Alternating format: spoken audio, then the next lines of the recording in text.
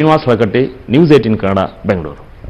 ಅಯೋಧ್ಯೆ ಐತಿಹಾಸಿಕ ತೀರ್ಪಿನ ವಿಚಾರಕ್ಕೆ ಸಂಬಂಧಪಟ್ಟಂತೆ ಬಾಬಾ ರಾಮದೇವ್ ಮತ್ತು ಪೇಜಾವರ ಶ್ರೀಗಳು ರಿಯಾಕ್ಷನ್ ಅನ್ನು ಕೊಟ್ಟಿದ್ದಾರೆ. ನೋಡ್ಕೊಳ್ಳೋಣ. का फैसला है उसका सबको सम्मान करना है, क्योंकि देश संविधान से चलता है और संविधान में न्याय की सर्वोच्च संस्था उच्चतम न्यायालय है और उसके निर्णय का सम्मान करना ये देश का सम्मान है। और जब फैसला राम मंदिर पर आ रहा है तो राम तो मर्यादा है, राम जीवन का श्रेष्ठ आचरण है, राम प्रेम है, राम सद्भावना है, राम सामंजस्य है। राम तो हार्मनी के, लव के, कंपैशन के, वननेस को एक्जिस्टेंस के, ब्रदरहुड के देवता हैं और राम हम सबके पूर्वज हैं।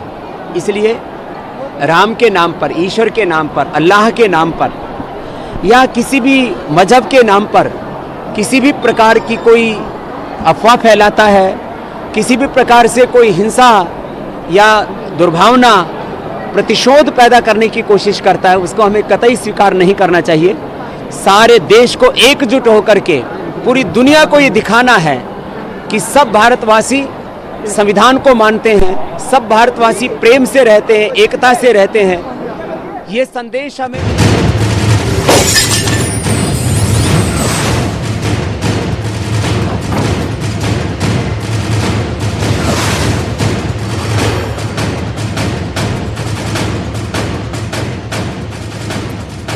Z+ ಭದ್ರತೆಯಲ್ಲಿ ಕೋರ್ಟ್ಗೆ ಸಿಜೆ ಆಗಮಿಸಿರುವಂತದ್ದು. ರಂಜನ್ ಗೊಗೊಯ್ ಅವರು ಈಗ ಆಲ್ರೆಡಿ ಆಗಮಿಸಿದ್ದಾರೆ ಸುಪ್ರೀಂ ಕೋರ್ಟ್ಗೆ. ಹಾಗೆ ಇನ್ನ ಉಳಿದ 4 ನ್ಯಾಯಾಧೀಶರು ಕೂಡ ಬಂದಿದ್ದಾರೆ. 134 ವರ್ಷದ ಅಯೋಧ್ಯೆ ವಿವಾದಕ್ಕೆ ಹಿಂದೆ ಕೊನೆ ಬೀಳ್ತಾ ಇದೆ. ಕೆಲವೇ ಕ್ಷಣಗಳಲ್ಲಿ ಸುಪ್ರೀಂ ಕೋರ್ಟ್ನಿಂದ ತೀರ್ಪು ಹೊರಬೀಳಲಿರುವಂತದ್ದು. ಈಗ ಆಲ್ರೆಡಿ ಆ ನ್ಯಾಯಾಧೀಶರುಗಳು, ಪಂಚಪೀಠದ 5 ನ್ಯಾಯಾಧೀಶರುಗಳಿಗೂ ಕೂಡ ಇಲ್ಲಿ Z+ ಸೆಕ್ಯೂರಿಟಿಯನ್ನ ನೀಡಲಾಗಿರುವಂತದ್ದು. ಕೋರ್ಟ್ ಹಾಲ್ಗೆ ಬಂದಿದ್ದಾರೆ. ಈಗ ಕೋರ್ಟ್ ಹಾಲ್ಗೆ ಬಂದಿದ್ದಾರೆ ಮುಖ್ಯ ನ್ಯಾಯಮೂರ್ತಿಗಳು. ಹಾಲ್ನಲ್ಲಿ ಸಾಂವಿಧಾನಿಕ ಪೀಠದ 5 ನ್ಯಾಯಮೂರ್ತಿಗಳು ಕೂಡ ಈಗ ಆಲ್ರೆಡಿ ಆಸೀನರಾಗಿರುವಂತದ್ದು. ಐತಿಹಾಸಿಕ ತೀರ್ಪು ನೀಡೋದಕ್ಕೆ ಕೆಲವೇ ನಿಮಿಷಗಳಷ್ಟೇ ಬಾಕಿ ಇದೆ. ಇನ್ನ ಕೆಲವೇ ನಿಮಿಷಗಳಷ್ಟೇ ಬಾಕಿ ಇಲ್ದಿರುವಂತದ್ದು. ಇನ್ನ 20 ನಿಮಿಷ ಮಾತ್ರ ಇದೆ. ಕೋರ್ಟ್ ಹಾಲ್ಗೆ ಬಂದಿದ್ದಾರೆ ಮುಖ್ಯ ನ್ಯಾಯಮೂರ್ತಿಗಳು. ಸುಪ್ರೀಂ ಕೋರ್ಟ್ ಒಳಗಡೆ ಬಂದಾಯ್ತು. ಈಗ ಆಲ್ರೆಡಿ ಕೋರ್ಟ್ ಹಾಲ್ ಒಳಗೂ ಕೂಡ ಬಂದಿರುವಂತದ್ದು. 5 ನ್ಯಾಯಾಧೀಶರುಗಳು ಕೂಡ ಆಸೀನರಾಗಿದ್ದಾರೆ. ವಿಮಾನದಿಂದ ದಿಲ್ಲಿ ಹಿಂದೂ ಮುಸ್ಲಿಂ ಸಂತರು ದೇಶದ ನಮ್ಮನ್ನು ಕೂಡ ಒಳಗೊಂಡು ದಿಲ್ಲಿಯಲ್ಲಿ ಒಂದು ಶಾಂತಿ ಸಂದೇಶದ ಸಭೆ ನಾಳೆ ದಿಲ್ಲಿಯಲ್ಲಿ ನಡೆಯಲಿದೆ. ನಾವು ಬೆಳಗ್ಗೆ ವಿಶೇಷ ವಿಮಾನದಿಂದ ದಿಲ್ಲಿಗೆ ಹೋಗಲಿದ್ದೇವೆ. ಒತ್ತಿ ಹೇಳ್ತಾ ಇದ್ದೇವೆ, ಉದ್ವೇಗವಿಲ್ಲದೆ ಶಾಂತ ಮನಸ್ಸಿನಿಂದ ಈ ತೀರ್ಪನ್ನು ಸ್ವೀಕರಿಸಬೇಕು. ಯಾವುದೇ ಘರ್ಷಣೆಗೆ ಅವಕಾಶ ಕೊಡಬಾರದು. ಇದು ಮತ್ತೊಮ್ಮೆ ಶಾಂತಿಯಲ್ಲಿರಬೇಕು. ಯಾವ ರೀತಿಯ ಪ್ರತಿಭಟನೆ ಅಥವಾ ವಿಜಯೋತ್ಸವ ಯಾರು ಮಾಡಬಾರದು. ಎಲ್ಲರೂ ಶಾಂತವಾಗಿ ಅದನ್ನು ಕೇಳಿಕೊಂಡು ಸೌಮ್ಯ ರೀತಿಯಿಂದ ವರ್ತಿಸಬೇಕು. ಯಾವುದೇ ಘರ್ಷಣೆ ಆಗಬಾರದು. ಘರ್ಷಣೆ ಆದರೆ ನಾನು ಉಪವಾಸವನ್ನೇ ಶಾಂತಿ ಆಗುವವರೆಗೆ ಉಪವಾಸವನ್ನೇ ಮಾಡ್ತೇನೆ. ಎಲ್ಲರಲ್ಲಿ ಕೇಳಿಕೊಳ್ಳುವುದು, ಎಲ್ಲರೂ ಶಾಂತಿಯಿಂದ ಇರಬೇಕು, ಸೌಹಾರ್ದದಿಂದ. ತೀರ್ಪನ್ನು ನಿರ್ವಿಕಾರ ಚಿತ್ತದಿಂದ, ಸಮಚಿತ್ತದಿಂದ ನೋಡಬೇಕು. ಇಷ್ಟು ಅಯೋಧ್ಯೆ ತೀರ್ಪಿನ ಸಂದರ್ಭದಲ್ಲಿ ತೀರ್ಪು ಯಾವ ರೀತಿ ಬರುತ್ತೆ ಯಾರಿಗೂ ಗೊತ್ತಿಲ್ಲ.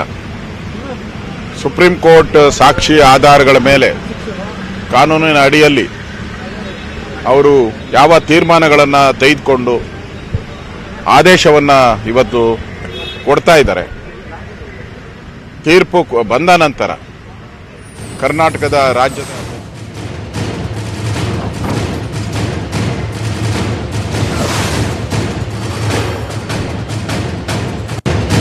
ಗೊತ್ತಿಲ್ಲ. ಅಯೋಧ್ಯೆ ತೀರ್ಪಿನ ಸಂದರ್ಭದಲ್ಲಿ ತೀರ್ಪು ಯಾವ ರೀತಿ ಬರುತ್ತೆ ಯಾರಿಗೂ ಗೊತ್ತಿಲ್ಲ. ಸುಪ್ರೀಂ ಕೋರ್ಟ್ ಸಾಕ್ಷಿ ಆಧಾರಗಳ ಮೇಲೆ, ಕಾನೂನಿನ ಅಡಿಯಲ್ಲಿ ಅವರು ಯಾವ ತೀರ್ಮಾನಗಳನ್ನು ತೆಗೆದುಕೊಂಡು ಆದೇಶವನ್ನು ಇವತ್ತು ಕೊಡ್ತಾ ಇದ್ದಾರೆ. ತೀರ್ಪು ಬಂದ ನಂತರ ಕರ್ನಾಟಕದ ರಾಜ್ಯದ ಜನತೆಯಲ್ಲಿ ವಿನಂತಿ ಮಾಡ್ತೀನಿ, ತೀರ್ಪು ಯಾರ ಪರ ಬರ್ತೈತೆ ಯಾರ ವಿರೋಧ ಬರ್ತೈತೆ ಅನ್ನೋದು ಮುಖ್ಯ ಅಲ್ಲ. ಈ ರಾಜ್ಯದಲ್ಲಿ ಶಾಂತಿ, ನೆಮ್ಮದಿ ಹಿಂದೂ ಮುಸ್ಲಿಂ ಬಾಂಧವರು ನೂರಾರು ವರ್ಷಗಳಿಂದ ಒಟ್ಟಿಗೆ ಬಾಳ್ತಾ ಇರುವಂಥ ದೇಶ ಇದು.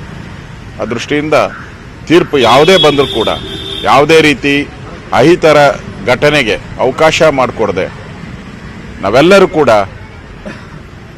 ಮಾದರಿಯಾದಂಥ, ದೇಶಕ್ಕೆ ಮಾದರಿಯಾದಂಥ ಒಂದು ರಾಜ್ಯವಾಗಿ ನಾವು ತೋರಿಸ್ಬೇಕಾಗಿದೆ.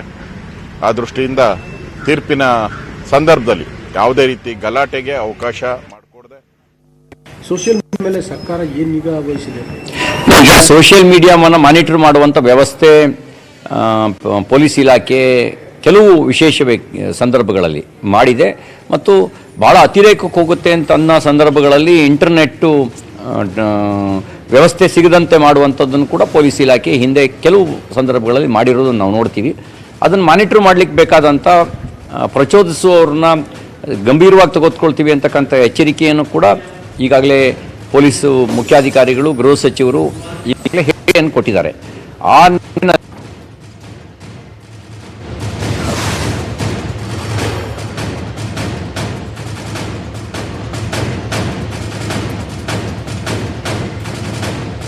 ಇಡೀ ರಾಜ್ಯದ ಕಾನೂನು ಸುವ್ಯವಸ್ಥೆ ಬಗ್ಗೆ ನಿಗಾ ವಹಿಸಲಾಗಿದೆ ಅಂತ ಮಾನ್ಯ ಸಚಿವರಾಗಿರುವಂತಹ ಸಿ.ಟಿ. ರವಿ ಅವರು ಮಾತನಾಡಿದ್ದನ್ನ ಕೂಡ ಕೇಳಿಸ್ಕೊಂಡ್ರೆ, ಹಾಗೆ ಕಂದಾಯ ಸಚಿವರಾಗಿರುವಂತಹ ಆರ್. ಅಶೋಕ್ ಅವರು ಕೂಡ ಮಾತನಾಡಿದ್ರು.